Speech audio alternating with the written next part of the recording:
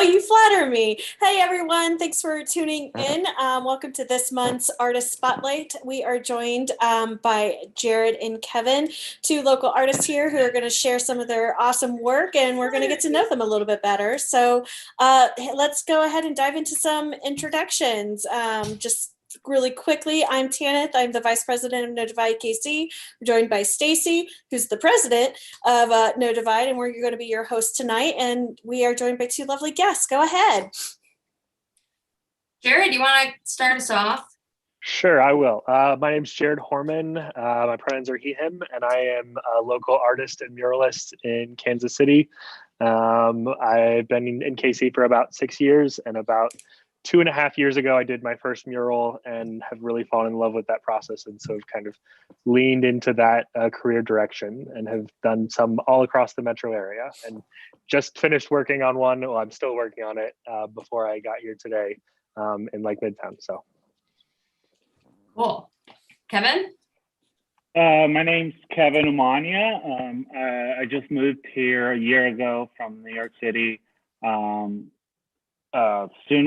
As soon as I got here, me and my partner found a building, and we kind of just signed a lease on this, and so now we run a gallery, and her partner and her they run this shop called Duet, and you can find us at 517 East 18th Street in the Crossroads. And so right now I'm just working on programming for the rest of the year for the gallery, and have a solo show in New York that's due in September. So all day I've been like at Home Depot trying to work on the gallery and then work on my own show, and so try to balance the personal life.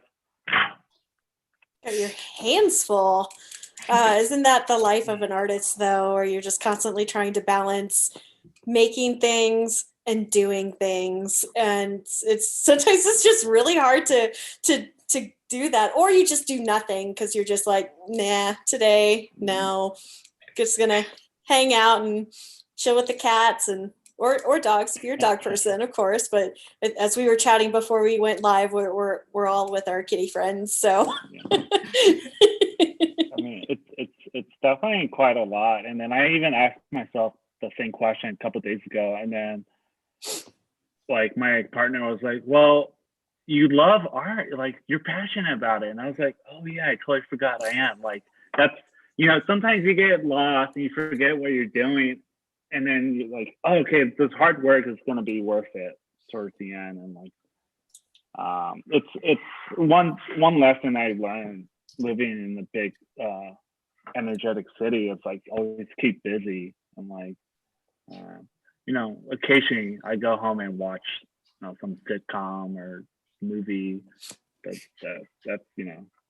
4 hours out of the day.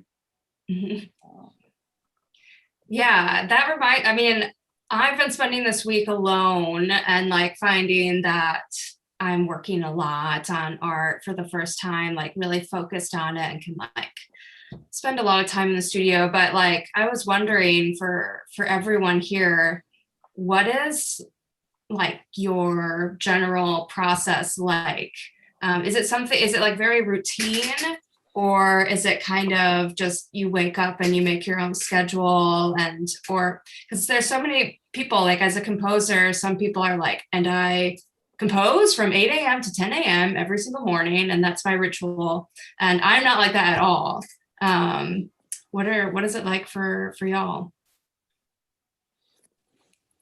So for me, like particularly with murals, like the one I'm working on outside right now, I was supposed to start on Sunday and it snowed on Tuesday, and like we saw that coming, and so I ended up pushing that off to start until today. And so my schedule is very much dependent on the weather and like people's schedules and their timelines. So I mean, I do try to like make sure I get up before like 8 in the morning and eat breakfast and like go do something productive right after that, which is usually come to the studio and like work on like some personal projects, or all right, are we like working on a mural today or tomorrow, and like getting out there and getting at it. But so for example, yesterday I just spent all day like finishing up my taxes because I needed to do that. So like that was like not fun at all. But hey, you have to do it. And it got me ready to be able to start painting again today. Yeah. Like, you know how some people have like a 9-to-5 job? Do you give yourself a certain amount of hours you want to spend, I guess, doing something artistically? Like when do you leave the home, and when do you clock in, and when do you clock out? Kind of thing. That's a great question. I mean, I don't keep super track, but I know that I end up working way more than 40 because I like most Mondays through Monday is usually my like weekend day that I do errands, and then Tuesday through Saturday I'm doing something artistic, and then Sunday I usually will end up spending a couple hours just coming out to the studio anyway. So yeah, I usually end up spending more time painting by like not keeping myself on strict of a schedule. And then Jared, isn't that your studio that you're in right now? Yes, I'm in my studio. It's in the West Bottoms, and I share it with 2 queer photographers. So there's lots of fun setup and lights, and I have a little corner that I like paint in, and then I store all my mural supplies here as well. Cool. Yeah, I was wondering, your lighting so great. It's like it's warm, and it's like warm, like welcoming, and you know. I turned on some of their lights because otherwise it's not like the natural like light switch light in here is not as great, but they have lots of studio lighting. I was gonna say, you have that like YouTube vlogger light going on where you're like, hey guys, thanks for joining me today. Today we're gonna be talking about art. Well, that's the benefit of having, photographers as studio mates, so. Yeah, your lighting will always be on point. Like for me, like in terms of my schedule, my studio is in my house, and so like I kind of like take my time with things. I have ADHD, so I both need and loathe structure. Like with every fiber of my being, I'm like, don't tell me what to do, but please tell me what to do, sort of thing. And so like I'll wake up around 8:00, take my time in bed, have my cats with me, and then I'll just like roll out of bed and be like, okay, let's eat some breakfast. Let's enjoy our mornings. I take a more like leisurely approach to starting my day and starting my art because I don't believe in grind culture, because I think that like just wears us out and steals our creativity away from us. But also like with ADHD, I'm really bad at switching tasks. So once I get started on something, I'm like, oh, it's been 6 hours and I haven't eaten anything. Oh no, that's bad. I'm just gonna shut down. Yeah, I should go eat some food. That would be a really good idea. And so sometimes it gets the better of me. But I think that's why I like to take my time so much in the morning when getting started on projects, that I don't feel rushed or that like I have to get something done today. But I'm also not doing something like a big mural outside that's weather dependent or anything like that. Like I do small canvas paintings and sell prints. So my art's a little bit more low key than that. So it allows for wiggle room, if you will. What about you, Kevin? Anything to share? It seems like every day is so repetitive, and it's pretty much like get up at 5:30 in the morning to walk the dog, and then go back to sleep till like 8, and like it's me and my girlfriend, we have a studio in the same building, so we kind of like, I don't drive, so she kind of drives me to the studio, and her ceramic studio is upstairs, mine is in the basement, and so we're pretty much in the studio from 10 to 6 when we close, and that's pretty much every day of the week, except for like Sundays we kind of like relax a little, but it's like a lot of times it's like me building stuff, so it's like a lot of times doing things that I love, And so if I ever like, I mostly paint, and so whenever I feel like I'm burning out, I kind of just pick up a new skill, and I try to like, like weaving. I try to like learn something that isn't necessarily work, more like a hobby, because sometimes I try to remind myself like, oh, I do this because it's supposed to be fun, rather than I do this because it pays the bills kind of situation. And with Jared, it's like I tried doing the mural once, and it is physically exhausting. And like I can't imagine, like it's a lot of work on the body, and like also like mentally, because you have to like you can do a drawing 8x11, and you have to like scale it up to, so it's like a lot of problem solving. So I appreciate like muralists. I wish I can do it. And yeah. Let's talk a little bit more about murals and Jared, and we have some work samples that we can throw up. But how'd you get into murals? Like, talk about it. So I mean, I had always been fascinated by them, but I was pretty terrified of like, what does scaling something up this big look like? What is that experience like? How do you do that? And my background before that was graphic design, so I kind of had some like thoughts of like, maybe I could like project things, or like or I could use technology in a way to like blow things up, whatever. And I took a mural workshop from the like Made in the Middle festival that like he's now a good friend, Lance Flores, taught, and like he basically told us lots of things that I was like, that's how I thought you did it, but I didn't know. And I really, really enjoyed the like process of us, like our class made an actual like physical like wooden mural board.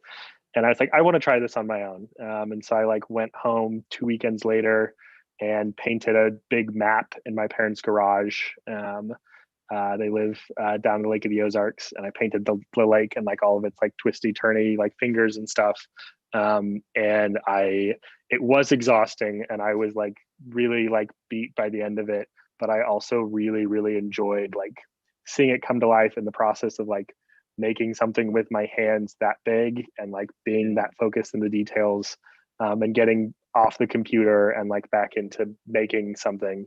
And I was like, I want to keep doing this.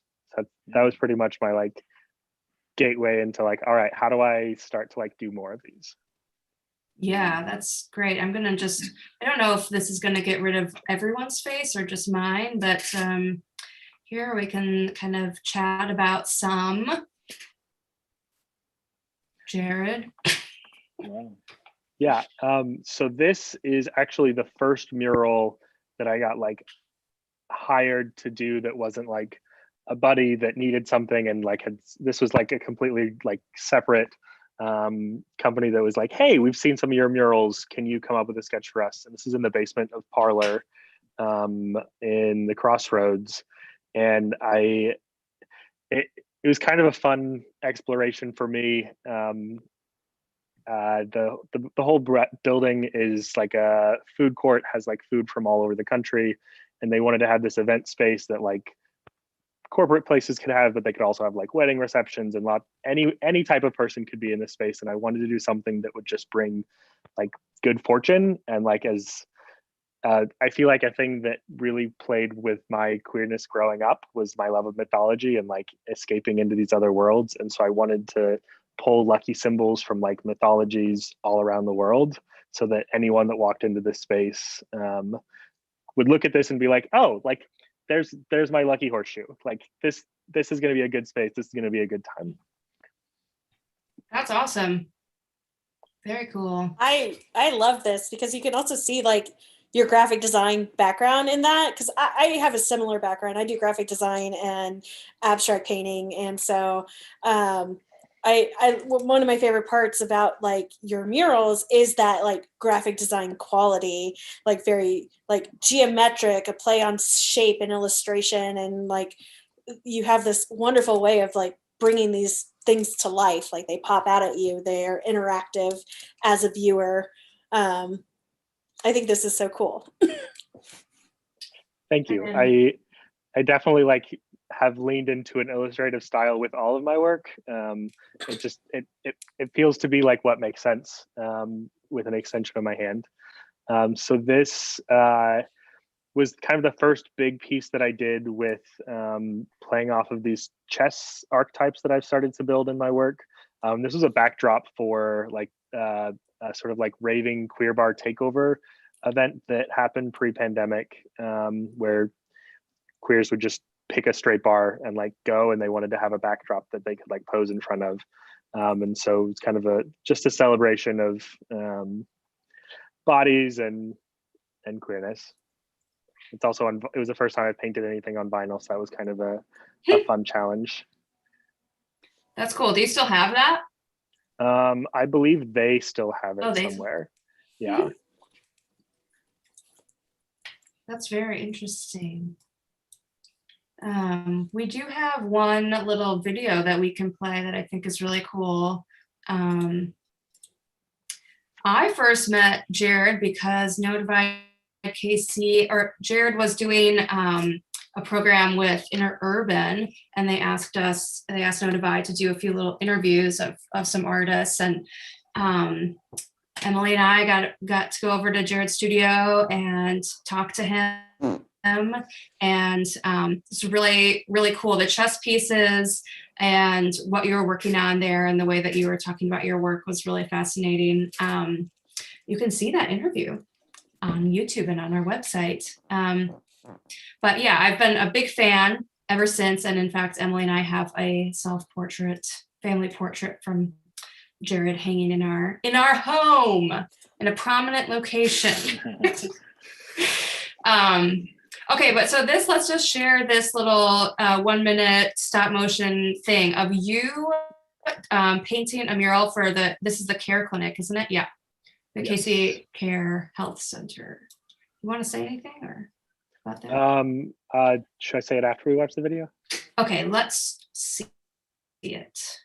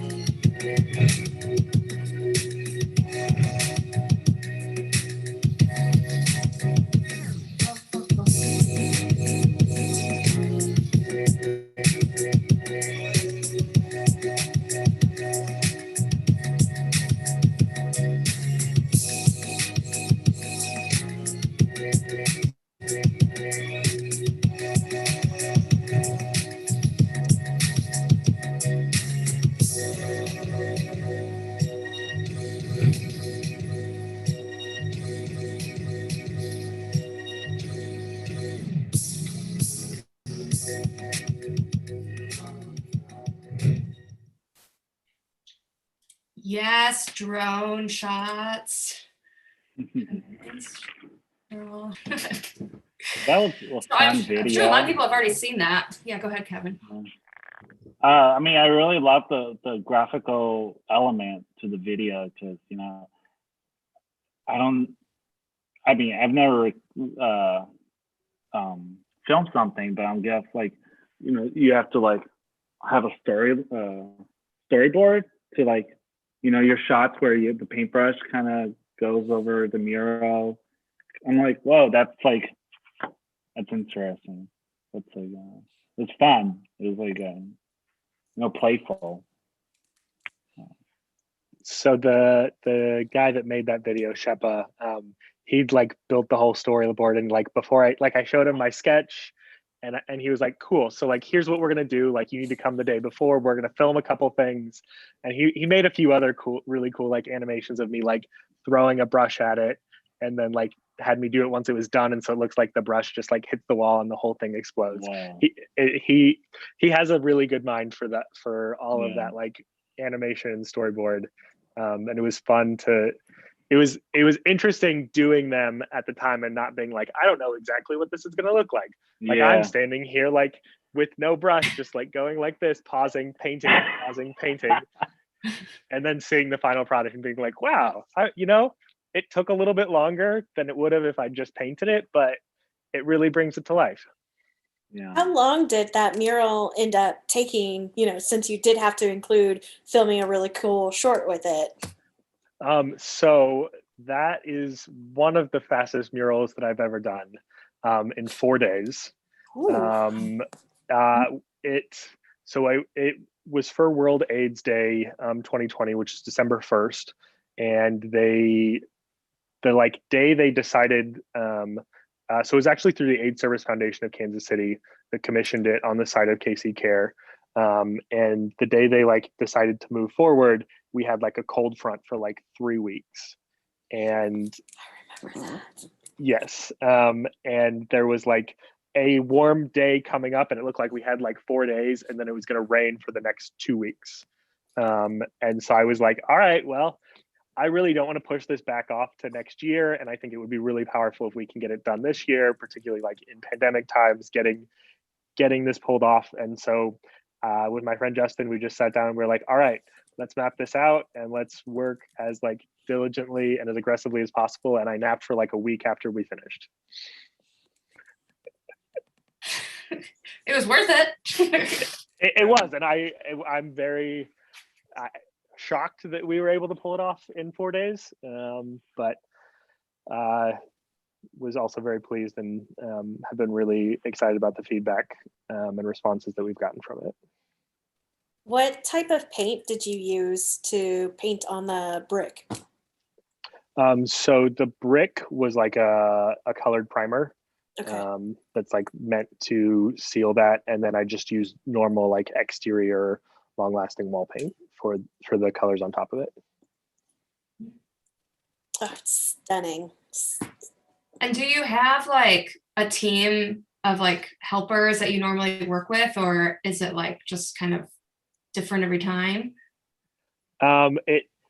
It kind of it's a little different. It's a little the same. It really depends on my friends' schedules.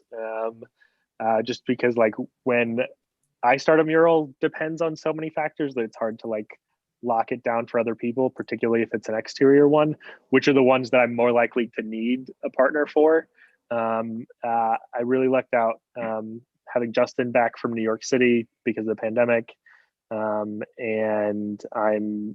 I've had a couple other people that have helped me, and then their full-time jobs have gotten back to being busier, so they haven't been able to chip in. But as there's kind of been some more, I guess, press publicity about the World AIDS Day one, I've had several people reach out offering to assist with future murals. So that's pretty exciting. So I have a couple people that I've none of them worked for this one that I'm working on now, but that I'm excited to get in the rotation because it's more fun painting with someone. Wow.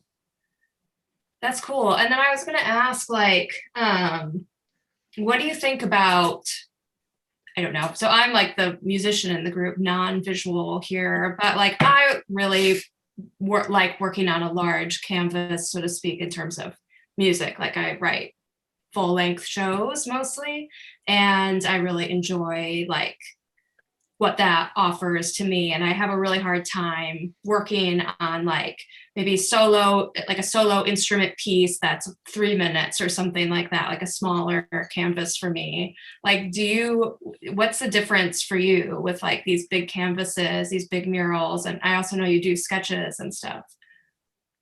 I would say I am very similar to you in that it is hard for me to work small. Even in I during the winter, I did a collection of paintings that I'm still finishing, and I decided to do 31 of them, and they're all 5 feet by 5 feet, because that's just, I couldn't just say, yeah, let me do one painting. It was just no, I'm gonna do a whole bunch in a big collection and just go to town, because I think it's easier for me to have something big with a bigger story, than and to occupy my time for a longer period.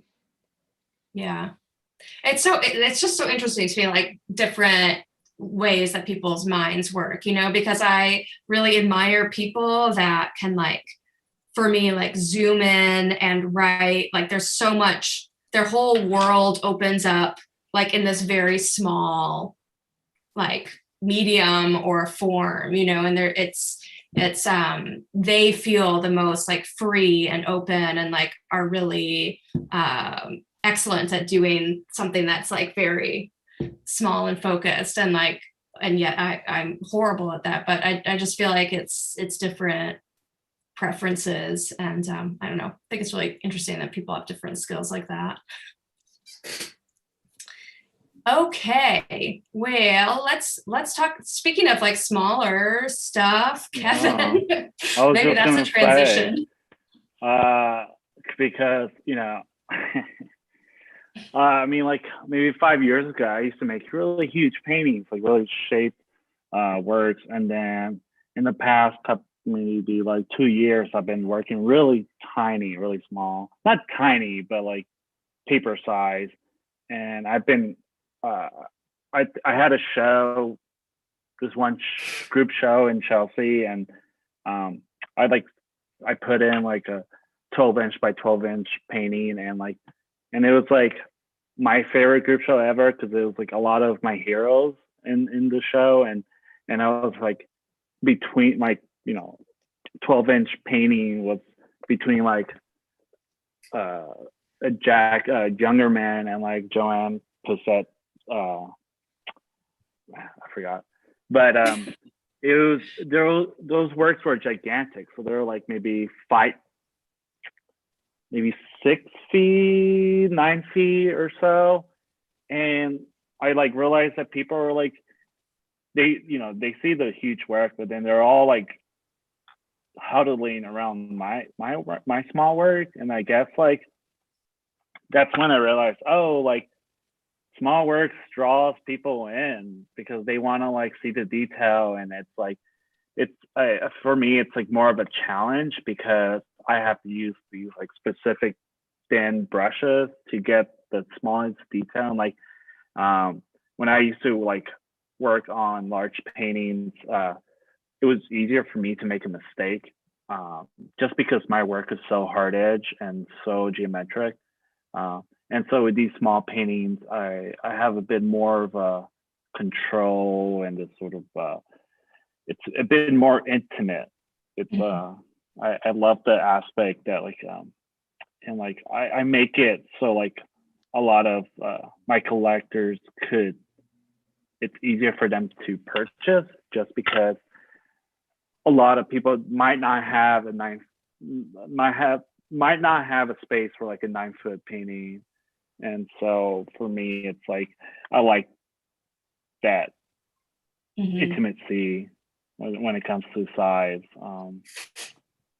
And I mean, like growing up, I've always like was told bigger is better, and I think for me, it's more like I'm trying to counter that. And I've also like graduated with a printmaking degree, and so a lot of like I was like always studying masters, and you realize that like the Mona Lisa is so tiny compared to like what people like imagine it. And so like I've always had this sort of like love for this sort of like intimate masters. I'm not calling my work masters, but like I kind of like, it's more like a homage to like how these like Vermeer used to work, and certain painters that I admire growing up. But I mean, I also work big. It just really depends on like what I want. I feel like I include certain sizes for certain reasons, and so now I'm being a bit more logical and selective of what I do. Yeah, I think you just explained exactly what I was trying to really, really well. Yeah. We can actually probably. Yeah, go ahead. It kind of just got lost in my train of thought. So. I'm very similar, actually, Kevin. I work smaller as well. I think like the biggest painting I've done was 3 by 4 feet. And even then I was just like, you know what? I like the intimacy of something smaller that like forces you to get up close and personal with it. And sometimes that's scary, you know, for whatever reason, insert here, right? Like intimacy in whatever form is just, ooh, no thanks. But I love that aspect, especially with visual art, because it really questions like your ability to become intimate with this piece and to really like seek out the devil in the details and get to know the artist and yourself. But not that like big scale can't do that either, obviously. that can happen. But I mean, agree, small scale. I was gonna say, I mean, I'm jealous of both of you and your ability to work small. Like it's truly like it is a stressful, like scary thing, like to be that like intimate working with just a small canvas. Like it's a true challenge for me. So like the fact that you all can do that and like do it and celebrate it and like enjoy it. I mean, it is an intimate moment that draws you in. All four of us together are a complete person. Together we are Captain Planet. Happy Earth Day, everyone. We did it. We made it. Our rings on. Yeah, hearts. I painted a mural in my bedroom, so that was 9 feet by 6 feet, and that was. I have stucco texture on all of my walls in my house, which is like the worst for anyone who is curious about that.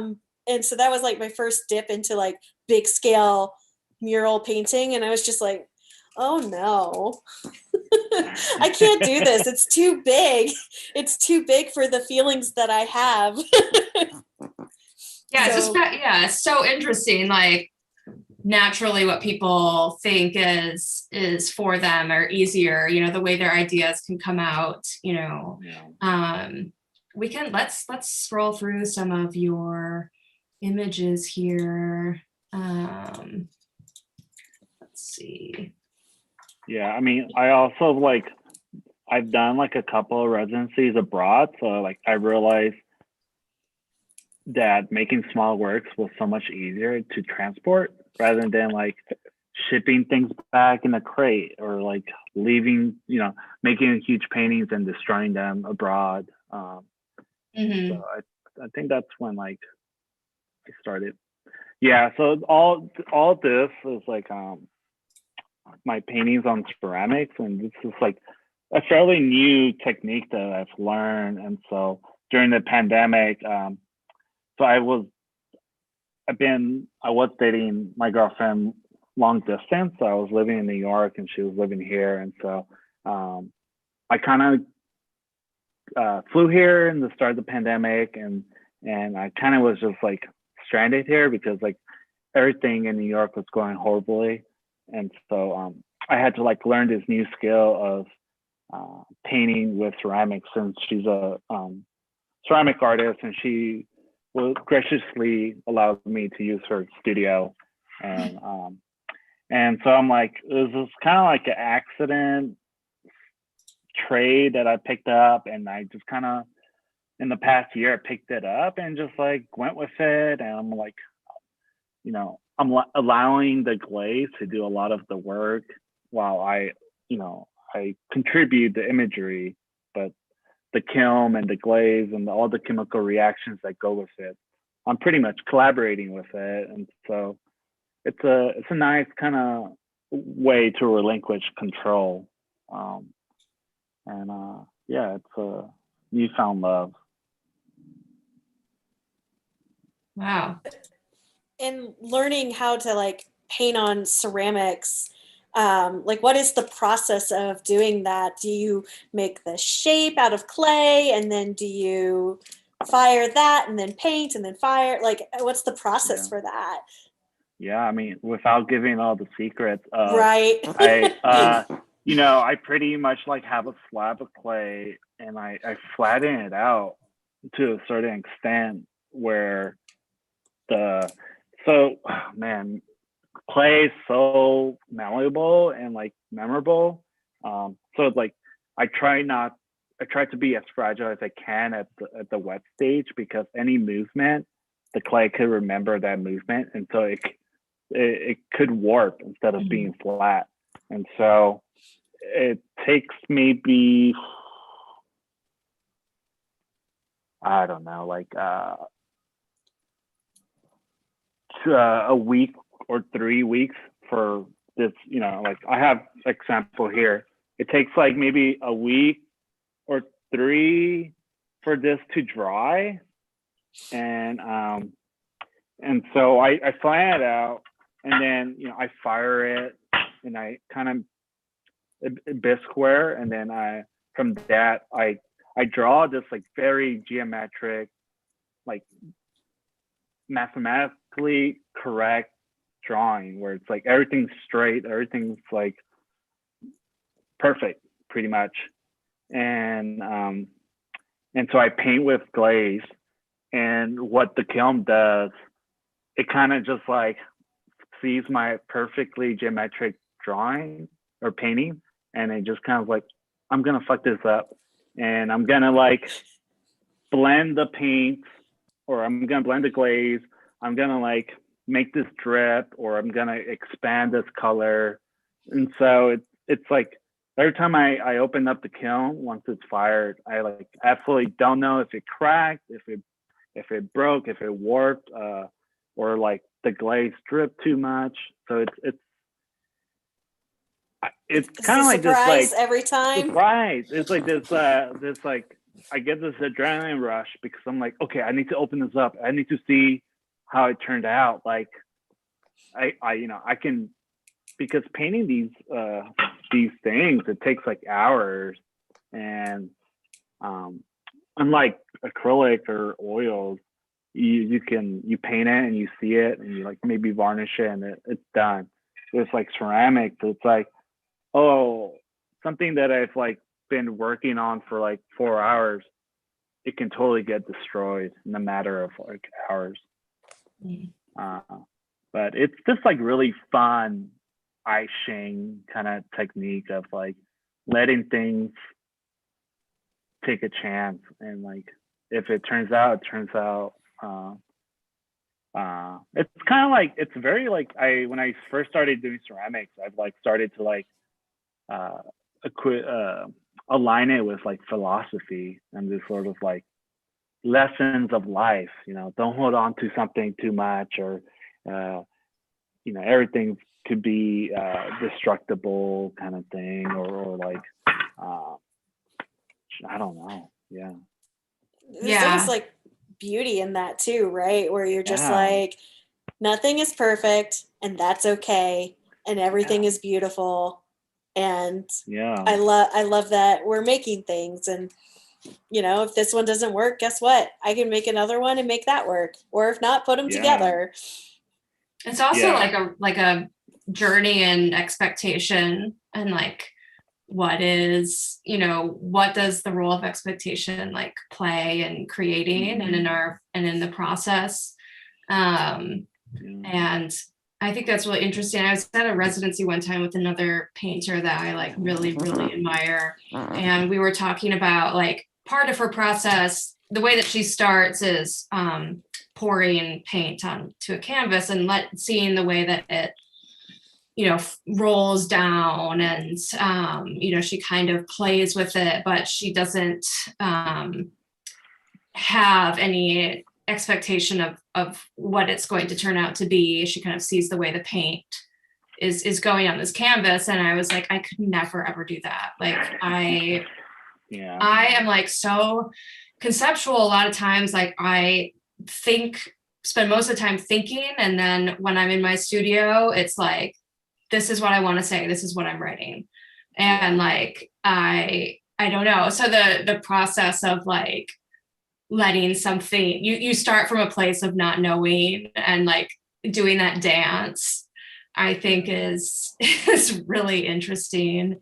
And similar to what you're talking about, like, especially even the dance. Because I'm kind of like you. I'm like, I conceptually plan everything's pre-planned people always ask me like, oh, they're like abstract paintings, are they like pre-planned or are they like kind of just go with the flow? I'm like, they're absolutely pre-planned, and they're like if you see my sketches, it's like down to the centimeter. Yeah. And I'm like pretty OCD too, and so like everything needs to be neat, and like you should see my studio, my apartment. It's just like there's no dust bunnies. There's like, you know, everything's arranged perfectly, and what I've learned with ceramics is kind of like, all right, Kevin, you need to chill out and like lose some control, and like, you know, let me take the wheel kind of situation. And I'm like, all right, I like this, you know, relaxing. I like relaxing. It's like in school, like, I don't know, my professors were always like, it's about the process. The process is it. Yeah. It's the process, you know? And like, as a student, I was just like, I literally don't know what that means. Like, Yeah. it's a thing that exists when you're done. Like, that's what it's about. But yeah, I feel like I've learned, like, as I go through time, like I see that more like, oh, it really is. It's just a process, and like, and honing that or trying things or finding what is like the most authentically you in that process is like, is the offering, you know? And so I think that's really fascinating. I need to learn a little bit about relinquishing some control. Can you make music like you make a ceramic? Like maybe that's like your next project, right? Well, that's the other thing. Like, I also I'm really into sculpture. My grandmother and my grandfather were sculptors, but mostly with wood. My grandmother worked with clay, but a lot of wood. And like, I see composing really similarly to that. Like the idea of like a chunk of material is really similar to like, you know, as a musician, you're just dealing with a chunk of time. And it's, you know, and then I like what Jared said, because I really like to be tactile in my studio rather than very, you know, writing things down like a lot of composers do. And so anyway, it's really interesting. And I've always found like having conversations with different types of artists is really valuable. I really don't like to spend a lot of time talking to composers. Have you ever heard of like oblique what's it called? Oblique strategies? They're like Brian Eno and like David Bowie they used to use these cards where they like write down like turn this verse upside down or like play this in reverse rather than forward. And I've always found that like really interesting, where like I haven't really had the chance to get a hold of them, but I'm like, I really want to do that. Just kind of like let chance take control, and it could be really challenging, especially because you have no control, and like you have a specific way of how you want to compose composition. So, yeah, I like that a lot in the process. Like, what is that? I'm like totally blanking. Oh, it's like John Zorn's Cobra, which is similar to what you're talking about. But yeah, I like experimenting with that. Like when it starts to be like in front of an audience, and it starts to feel a little self-indulgent to me. But yeah, it's really interesting. Hey, while we're here, and I'm just thinking, do we want to share what is coming up for us, and anything that we need to watch out for, or where we can follow you both? Jared, you want to go first, or Sure. I can go first, or I don't know. I mean, yeah, you're welcome to follow me on Instagram. It's just my name, Jared Horman. Upcoming stuff is that I'm painting murals all summer, so follow along to see where those pop up. There's some fun ideas that people have got me going down, and I'm still designing a couple that should be some bigger ones that I'm excited to get out into the world of Kansas City. Cool. Kevin? Yeah. You can follow me. It's just my name, Kevin Umaña. And I do, with my partner, I run this gallery called the Echo Project. And so we have a group show opening on May 7th. And it's a lot of artists from Chicago, LA, Brooklyn. Really fantastic. Oh my God, very tactile work.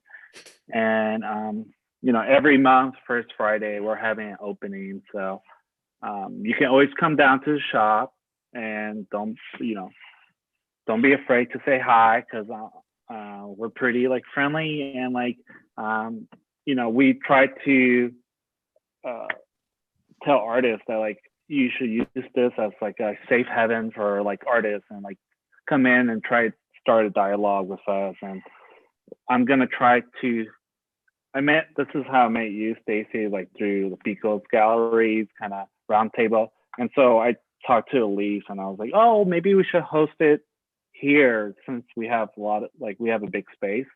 Yeah. And so this summer I'm going to try to host a roundtable and community, start this, like, because I'm so new to Kansas City, start like a dialogue with artists and curators and galleries who want the same thing, who want to like excel, who want to contribute back to the artists and the art world, and put Kansas City on the map. And so it's like exciting. It's an exciting year. I have no idea what I'm doing, but going with the flow. The mood. Such a mood. I feel that. I absolutely feel that. Remind us the address of your gallery shop. It's 517 East 18th Street. Awesome. In the Crossroads. Yeah. Cool. It's like near Grinders. That helps. Yeah. Yeah, it does. I know exactly where that is. Yeah, we're around the Parlor, so I need to come and check out that mural. I was gonna say, I grabbed lunch at Parlor today, so I could have come and said hello if I'd known where you were. I haven't been to the basement. I always go to like Sura Eats, and so I'm like always at the Parlor. So I need to check down the basement. So I don't know what their like policy. Like, it used to sometimes be open, and sometimes it's open for like public events, or like closed because it's like an event space. So hopefully they will let you in if you say like, hey, I heard there's a cool mural down there. They generally like have let my friends do that if it's not like actually open. Yeah, I always see like balloons down there, so I'm like, let's be welcoming. Party. Yeah, that, or like it's it's a clown. Oh no! Stacy put it in the tags. We mentioned it in the video. Gotta put it in there. I did actually go to First Friday in March for the I haven't been down there for First Friday in so long, and we went to Parlor, and it was like hundreds of people were in there for First Friday. It was crazy. We actually like couldn't really even stay in there for very long because it was bumping in a way that made me slightly uncomfortable at this point. It's one of those things. Everybody's getting vaccinated at their pace, and like the world is opening up again, but the pandemic's still here, and you're just like, I want to do art things, and I want to see friends, and I want to network with new people, but oh no. Yeah. I'm so confused. Maybe this could be like our final question about like this summer or this spring, like, okay, this part of the pandemic, like, because I am so confused. Like, I went to get my tire replaced, and I'm like fully vaccinated officially, the 2 weeks and everything. And like, I was wearing a mask. I went on into the tire shop, and like no one was wearing a mask in there. And I was like, whoa. And then I like sat down, and I'm fully vaccinated, and like the only person in the waiting room. And I was like, do I need to take my mask off? Do I need to keep my mask on? What do I do? That's how I feel about my whole career too. Well, Also mood. Yeah. I'm like a Same. hypochondriac. So I'm like, oh, thank God we all have to wear masks because I'm like, I'm more protected now. And like, yeah, it's, I don't want to tell anyone you should or should not, but I definitely always will wear a mask now. I just, it's, I don't know, it's kind of uncomfortable seeing some people not wear masks around me. And, just because like I'm like taking this really seriously. Right. I haven't had a common cold in over a year, so Yeah, I'm a great. fan of the mask. Like, wow, I haven't been this healthy in a very long time. No cold, no flu. Fantastic. Yeah. Plus, you can match your mask to your outfits if you are a fashion forward type of person. So there's the options are endless.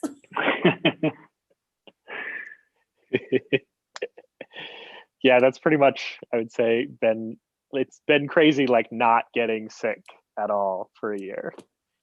Yeah, it's pretty great. Yeah. I'm a fan. Yeah.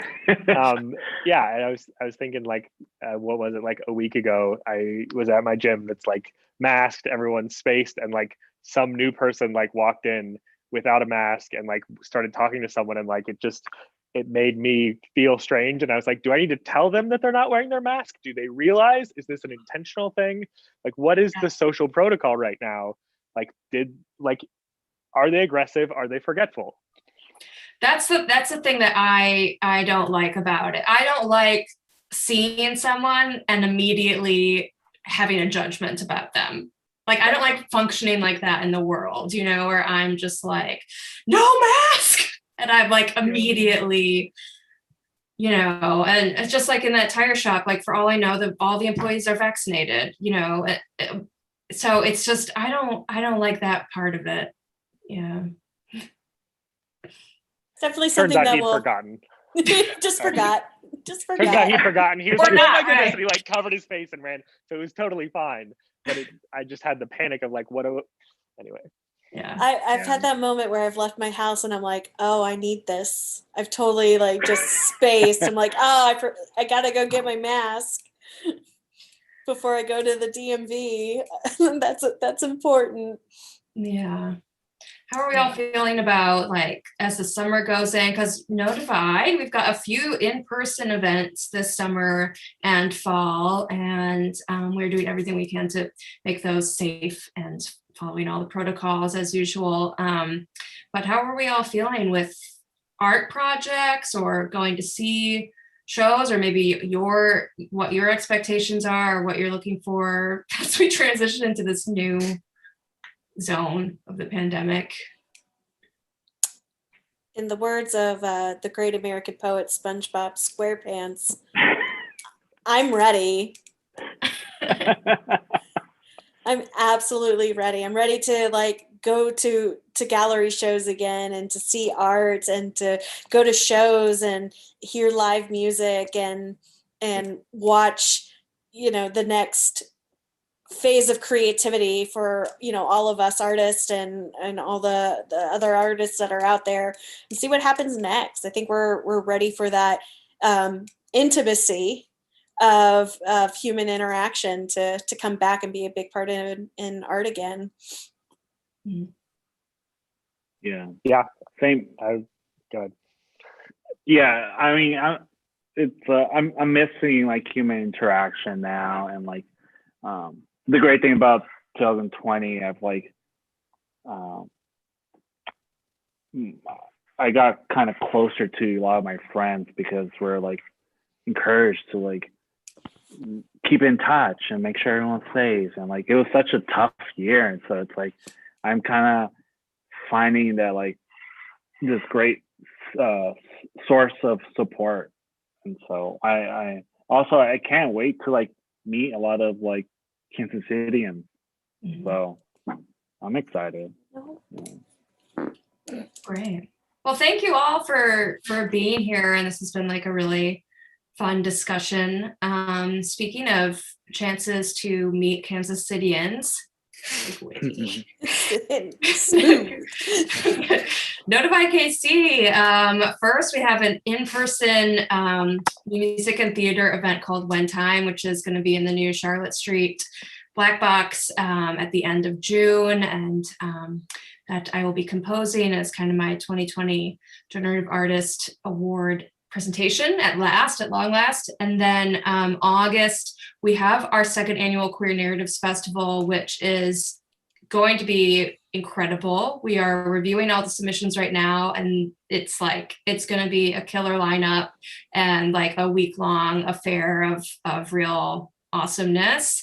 And then in September, we have a new music concert that's not a new music concert about vulnerability in the concert space. And we've commissioned some composers around the world actually to write on the theme of concert hall etiquette, what's accepted, what's not accepted, and how to break those barriers.